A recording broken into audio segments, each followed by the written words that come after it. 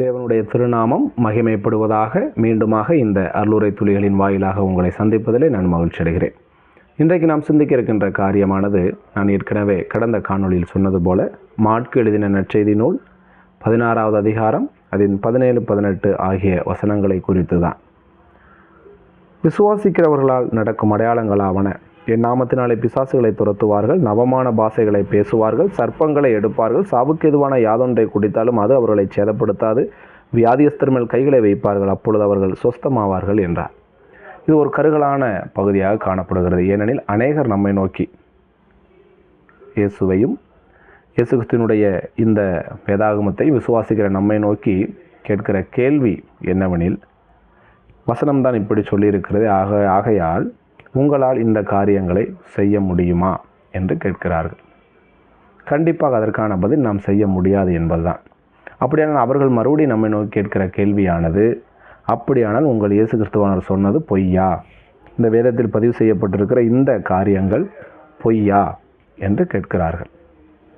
கண்டிப்பாக இயேசு கிறிஸ்துவானவர் சொன்ன இந்த காரியங்கள் பொய் அல்ல, மாறாக நம்முடைய புரிதல் தான், இந்த கேள்வியை கேட்கின்றவர்களினுடைய புரிதல் தான், இந்த வசனங்களை குறித்த புரிதல் தான் தவறாக இருக்கிறது என்பதை நம்முடைய மனதிலே நாம் நிறுத்தி கொள்ள வேண்டும். பிரியமானவர்களே, இங்கே நன்றாக நாம் இந்த வசனங்களையும் அதற்கு மேலே கீழே உள்ள வசனங்களையும் வாசிக்க வேண்டும். இங்கே நாம் பார்க்கிறோம் 17-18. இந்த 17-18 வசனங்களின் காரியங்களானது யாருக்கு சொல்லப்படுகிறது என்று பார்க்கும் பொழுது அப்போஸ்தலர்களுக்கு சொல்லப்படுகிறது. 14 அதை தெளிவாக நாம் பார்க்க முடியும். அங்கே பார்க்கிறோம், அதன் பின் 11 என்று வாசிக்கிறோம். அதாவது கிறிஸ்துவானவரும் அந்த 11 அப்போஸ்தலர்களும் அந்த உரையாடுகிற சந்திக்கின்ற அந்த பின்னணியில் தான் இந்த காரியங்கள் சொல்லப்பட்டிருக்கின்றன. 15வது வசனத்தை நான் வாசிக்கிறேன். பின்பு அவர் அவர்களை நோக்கி, அதாவது இயேசு கிறிஸ்துவானவர் அப்போஸ்தலர்களை நோக்கி, நீங்கள் உலகமெங்கும் போய் சர்வ சிருஷ்டிக்கும் சுவிசேஷத்தை பிரசையுங்கள். 16 விசுவாசம் உள்ளவனாகி ஞானஸ்நானம் பெற்றவன் ரட்சிக்கப்படுவான், விசுவாசியாதவனோ ஆக்கினைக்குள்ளாக தீர்க்கப்படுவான் என்று சொல்லுகிறார். அடுத்துதான் 17-18 நாம் சிந்திக்கின்ற இந்த இயற்கைக்கு அப்பாற்பட்ட சில வித்தியாசமான காரியங்களை அவர்களுக்கு சொல்லக்கூடியவராக காணப்படுகிறார். பிரியமானவர்களே, அடுத்து நாம் 20வது வசனத்துக்கு வரும்பொழுது பாருங்கள், அந்த மேலே 15வது வசனத்தையும் அடுத்து இந்த 17-18 சொல்லப்பட்ட அந்த வசனங்களின் காரியங்களையும் எவர்கள் நிறைவேற்றுகிறார்கள் என்பதற்கான பதில் தான் 20வது வசனம். அங்கே பார்க்கிறோம், 20 பாருங்கள், அவர்கள் புறப்பட்டு போய் எங்கும் பிரசங்கம் பண்ணினார்கள். அதாவது 15வது வசனத்தின் காரியத்தை, கிறிஸ்துவானவர் அவர்களுக்கு சொன்ன கட்டளையை நிறைவேற்றுகிறார்கள், அதாவது பிரசங்கம் பண்ணினார்கள். அடுத்து வருகிற காரியம், அதாவது இந்த கர்த்தர் அவர்களுடனே கூட கிரியையை நடப்பித்து அவர்களால் நடந்த அடையாளங்களினாலே வசனத்தை உறுதிப்படுத்தினார் என்பது 17-18 வசனத்தினுடைய காரியங்களாக, அதாவது கிறிஸ்துவானவர் அப்போஸ்தலர்களுக்கு சொன்ன 17-18 ஆகிய வசனங்களின் காரியங்களாக இருக்கின்றன. ஏனென்றால் 20வது வசனத்தில் அவர்கள் புறப்பட்டு போய் என்பது, அதாவது அந்த அவர்கள் என்கிற பிரதிபெயர் சொல் அப்போஸ்தலர்களை குறிப்பிடுகிறது. ஆகவே இங்கே வருகின்ற 17-18 ஆகிய வசனங்களின் காரியங்களானது குறிப்பாக அப்போஸ்தலர்களுக்கு சொல்லப்பட்ட காரியங்களாக இருக்கின்றன. இதை நாம் நன்றாக புரிந்து கொள்ள வேண்டும்.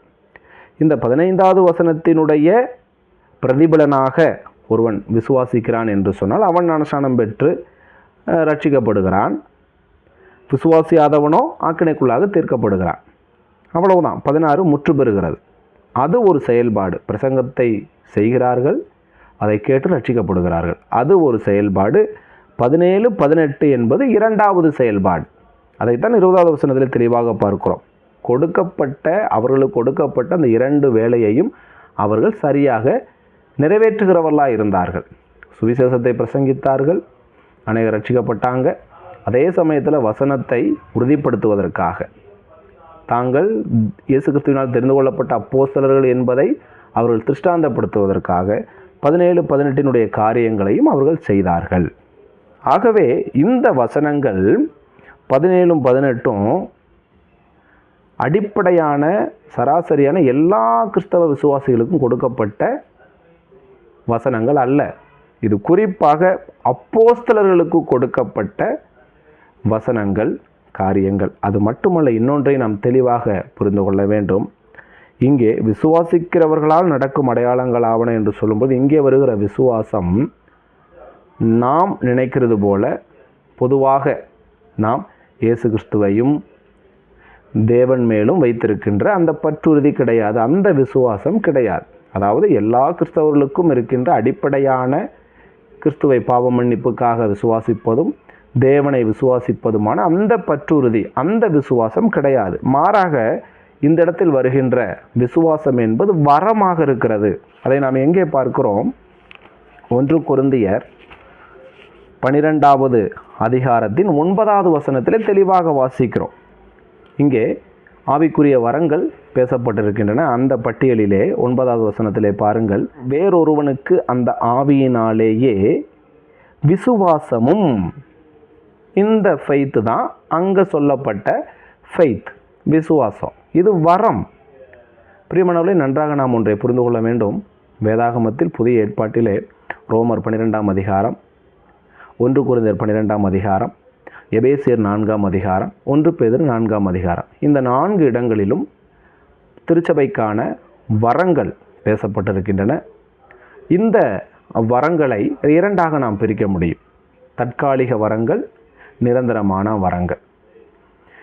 இந்த இடத்தில் வருகின்ற இந்த விசுவாசம் என்கிற வரம் திருச்சபைக்கு கொடுக்கப்பட்ட வரங்களில் தற்காலிக வரங்களில் வருமா, நிரந்தரமான வரங்களில் வருமா என்று பார்த்தால் தற்காலிக வரங்களில்தான் வரும். இந்த வரங்களை குறித்து தெள்ள தெளிவாக நான் அல்லுரை துளிகளின் காணொளியிலே நான் பேசியிருக்கிறேன். அப்போ நன்றாக நம்ம புரிந்து கொள்ள வேண்டும். அப்போ அங்கே சொல்லப்பட்ட விசுவாசம் என்பது வரம். நாம் வைத்திருக்கின்ற அடிப்படையான விசுவாசம் ஃபெய்த், அதாவது பற்றுறுதி அல்ல. இது வரத்தில் வருகின்ற, தற்காலிக வரத்தில் வருகின்ற, தற்காலிக வரங்களில் வருகின்ற ஒரு வரமாக இருக்கிறது. இந்த வரம் அப்போஸ்தலர்களுக்கே உரியதாக, அப்போஸ்தலர்களுக்கு மட்டுமே உரியதாக இருந்தது. இங்கே வருகின்ற பல வரங்கள், அதை தொடர்ந்து நாம் வாசிக்கிறோம் அல்லவா? வேறொருவனுக்கு அந்த ஆவினாலே குணமாக்கும் வரங்களும், வேறொருவனுக்கு அற்புதங்களை செய்யும் சக்தியும், இதெல்லாம் அப்போஸ்தலர்களுக்கே உரிய தற்காலிக வரங்கள். இன்றைக்கு இவைகளெல்லாம் இல்லை. நிரந்தரமான வரங்கள் என்கிற வரங்கள் மட்டும்தான் இன்றைக்கு நமக்கு திருச்சபை பயன்பாட்டிலே இருக்கின்றன. ஆகவே பிரியமானவர்களே, அங்கே வருகிற விசுவாசம் என்பது ஏதோ ஒருவர் எனக்கு சுவிசேஷத்தை சொன்ன உடனே இயேசு கிறிஸ்துவ சுந்தரசகராய் ஏற்றுக்கொண்டு ரட்சிக்கப்படுவதற்கு உதவியாக இருந்தால் அந்த விசுவாசம் அல்ல அங்கே சொல்லப்படுவது. அங்கே வருகிற விசுவாசம் என்பது வரங்களில் வருகின்ற விசுவாசம், வரமாகிய விசுவாசம். அதுவும் தற்காலிக வரங்கள் என்கிற பட்டியலில் வருகின்ற ஒரு வரம். இதை நாம் நன்றாக புரிந்து கொள்ள வேண்டும். ஆகவே பிரியமானவர்களே, விசுவாசிக்கிறவர்களால் இந்த காரியங்களை எல்லாம் செய்ய முடியும். ஆகவே நீங்கள் செய்து காட்டுங்கள், அப்பொழுதுதான் நீங்கள் கிறிஸ்தவர் என்பதை நாங்கள் ஒத்துக்கொள்வோம், நாங்களும் இயேசு கிறிஸ்துவை விசுவாசிப்போம் என்று ஒருவர் நம்மை பார்த்து சொல்வாராகில் அவர் இந்த வசனங்களை தவறாக புரிந்து வைத்திருக்கிறார். அவர் அறியாமையில் இருக்கிறார். வேதத்தை நன்கு அவர் அறிந்து கொள்ளவில்லை என்பதுதான் அதனுடைய அர்த்தம். இன்னொன்றையும் புரிந்து கொள்ள வேண்டும். இதை இந்த வழியிலே நாம் அவர்களுக்கு விளக்கி சொன்னாலும் அவர்கள் ரட்சிப்புள்ளாக வந்து விடுவார்கள், உடனே ஆண்டவருக்கு தங்களை ஒப்புவித்து விடுவார்கள் என்றும் நாம் நம்ப முடியாது. இது கண்டிப்பாக வீண் வாதமாகத்தான் இருக்கும். அதாவது நம்முடைய வேதாகமத்தை பொய் என்று சொல்வதற்காக அவர்கள் எதையாவது ஒன்றை காட்டி நம்ம இடத்துல கேள்வி கேட்பார்கள். நாம் சரியாக பதில் சொன்னாலும் அவர்கள் ஏற்றுக்கொள்கிற மனப்பான்மை உடையவர்களாக அநேகர் இருப்பதில்லை. ஆகவே டைம் வேஸ்ட், நேரம் வீணடிக்கப்படுகிறது.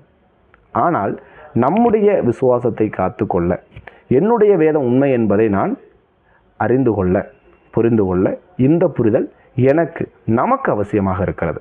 ஆகவே இந்த காணொளி உங்களுக்கு பிரயோஜனமாக இருக்கும் என்று நான் நம்புகிறேன். ஆகவே இந்த மாற்கு 16வது அதிகாரத்தில் வருகிற நாம் சிந்தித்த இந்த காரியங்கள் அப்போஸ்தலர்களுக்கே உரிய, அப்போஸ்தலர்களுக்கு மட்டுமே உரிய காரியமாக இருக்கிறது. மட்டுமல்ல, அந்த விசுவாசம் வரங்களில் வருகின்ற, அதாவது தற்காலிக வரங்களில் வருகின்ற ஒரு வரமான விசுவாசமாக அது காணப்படுகிறது. ஆகவே வேதத்தை பொறுமையாக நிதானமாக வாசித்து தியானித்து நாம் அறிந்து கொள்வோம். நாம் வேதத்தை வாசிப்பது மட்டுமல்ல, அதை சரியாக தியானித்து அறிந்து புரிந்து கொள்ள வேண்டும். ஏனென்றால் நம்முடைய விசுவாசத்தை காத்துக்கொள்வதற்கு வேதமே அடிப்படையான ஒன்று என்பதை நாம் நினைவில் கொண்டு முன்னேறுவோம். தேவனுடைய நாம மகிமைக்கென்றே வாழ்வோம்.